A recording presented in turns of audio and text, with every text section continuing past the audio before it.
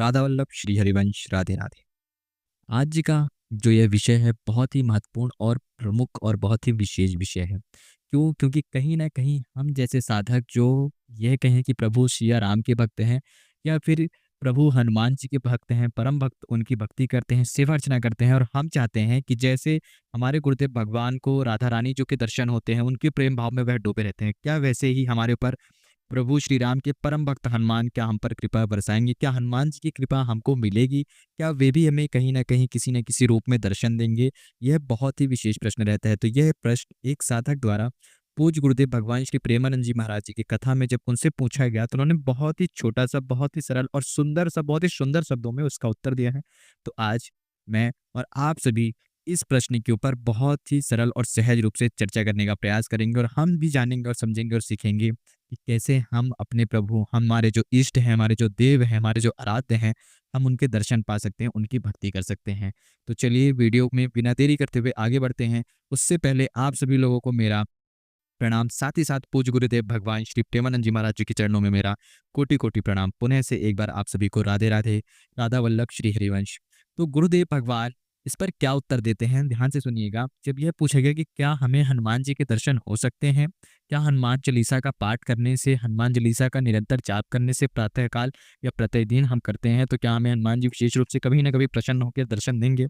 तो गुरुदेव कहते हैं कि अवश्य देंगे, परंतु हम प्रभु हनुमान जी के दर्शन यदि पाना चाहते हैं, तो हमें उन्हें प्रसन्न करना होगा और उन्हें प्रसन्न करने का जो सबसे सरल, सबसे सहज मार्ग होता है, वह सिया जी की कृपा अर्थात सिया राम जी की कृपा। सिया राम जी की कृपा, सिया राम जी का चिंतन ही हमें प्रभु हनुमान जी के दर्शन कराएगा।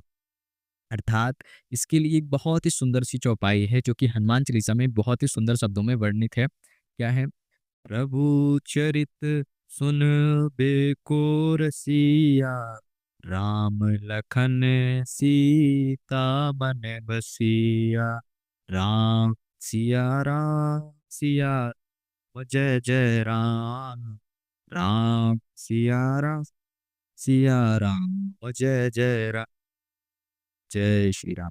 तो यह चौपाई से हम सभी को पूज्य गुरुदेव भगवान यह उत्तर देना चाहते हैं, यह संदेश देना चाहते हैं कि यह चौपाई यह दर्शाती है कि यदि हम हनुमान जी को पाना चाहते हैं, हनुमान जी की सेवा अर्चना में अपने आप को पूर्ण रूप से समर्पित करके उनके आशीर्वाद को पाना चाहते हैं, तो हम सभी को सिया राम जी का चिंतन, सिया राम जी का कीर्तन, सिया राम जी के चरित्र का बखान, सिया राम जी के चरित्रों का पालन, उनके आदर्शों पर चलना, उनकी सेवा अर्चना करना, उनके नाम चिंतन का निरंतर जाप करना ही हमें हनुमान जी के दर्शन दिलाएगा। अर्थात यदि हम सिया राम जी का नाम चिंतन करते रहें, उनकी सेवा अर्चना करते रहें, सिया राम जी के चरित्र का बखान करते रहें, वहाँ पर हनुमान जी अवश्य रूप से दर्शन देंगे। क्यों? क्योंकि समझिएगा, सीता राम यानी कि सिया राम का नाम कीर्तन, वहाँ हनुमान जी, जहाँ रामचरित्र का बखान हो, वहाँ हनुमान जी, जिस व्यक्ति के मुख में सदैव राम का नाम जब चलता रहे, वहाँ हनुमान जी, अर्थात जहाँ भी राम वहाँ हनुमान स्वयं ही आएँगे। कहने का तात्पर्य है कि पूज्य गुरुदेव भगवान कहते हैं कि सिया राम की कृपा, सिया राम का चिंतन, हनुमान जी की कृपा आपको खुद ब खुद प्राप्त होगी। और यदि रही दर्शन की बात, तो यदि आप यह कहें, हम यह कहें कि हम चाहे हमें दर्शन प्राप्त हो, तो इसके लिए हमें उसी अनुसार दर्शन प्राप्त होगा जिस योग्य हैं, जैसी हमारी भक्ति है।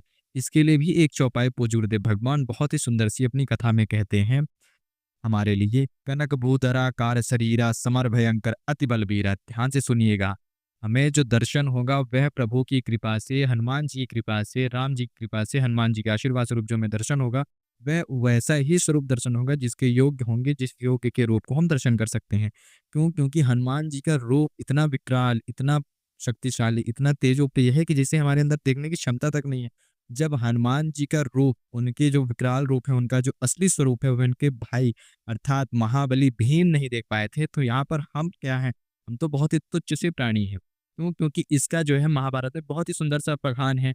जब हनुमान जी को जब भीम जी को हनुमान जी के दर्शन हुए थे, वानर रूप में, एक वृद्ध वानर के रूप में, वहाँ पर जब भीम जी उनसे यह है विनती करते हैं, इस बात की जिद करते हैं कि हे भ्राताश्री, हे प्रभु, हे भगवान, मुझे आपका वह रूप देखना है जो आपने रामायण युग में अर्थात रामायण काल में जब राम की लंका अर्थात रावण की लंका का जब आपने दहन करते वक्त जो रूप लिया था, वो रूप देखना है। कौन सा था? उसके लिए बहुत सुंदर सी चौपाई है। कनक भूधरा कार शरीरा समर भयंकर अति बलबीरा। बहुत विनती करने पर जब हनुमान जी इस रूप को धारण करने के लिए कहते हैं कि आप नहीं देख पाएँगे, फिर भी उनकी विनती करने पर हनुमान जी जब इस स्वरूप को दिखाते हैं, तो वहाँ पर भीम जी काँपने लगते हैं। भीम के अंदर कंपन आता है, उनके अंदर जी मतलब पसीने छूटने लगते हैं, यदि हम सरल भाषा में कहें। तो वह नहीं देख सकते क्योंकि बहुत ज़्यादा विकराल, बहुत ज़्यादा बड़ा, बहुत शक्तिशाली, बहुत तेजोप्रिय है वह रूप। तो वह रूप यदि हम चाहें, सोचें तो हमें दर्शन नहीं होंगे, परंतु हाँ, कहीं न कहीं हनुमान जी की कृपा से हमें हनुमान जी के दर्शन अवश्य रूप से हो जाएँगे यदि हमारे अंदर सिया राम जी का चिंतन चलता रहे और सिया राम जी के चरित्र का बखान करते रहें और हम अपने चरित्र में एकदम सुंदरता लाएँ, शीतलता लाएँ, चरित्र के साथ रहें। यानी कि हमारा चरित्र जो है बहुत ज़्यादा पवित्र होना चाहिए क्योंकि हनुमान जी एकदम एक सबसे बड़े ब्रह्मचारियों में से एक हैं और जितना ज़्यादा हमारा पवित्र चरित्र रहेगा, उतना ही ज़्यादा हमारे ऊपर सीताराम जी की और महाबली हनुमान जी की कृपा विशेष रूप से बनी रहेगी। तो सिया राम जी का नाम सदैव लें, हनुमान जी की कृपा अवश्य रूप से हम सभी साधकों के ऊपर ज़रूर रूप से बनी रहेगी।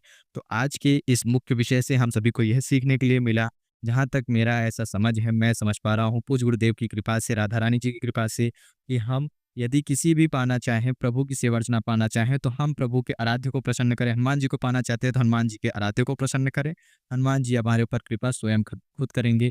तो सिया राम का नाम लें और बाकी आपके ऊपर सिया राम की कृपा, राधा रानी जी की कृपा, हनुमान जी की कृपा विशेष रूप से होगी। ये सारे रूप भगवान एक ही हैं, सभी के सभी भगवान के अलग-अलग रूप हैं, अलग-अलग लीलाएँ हैं।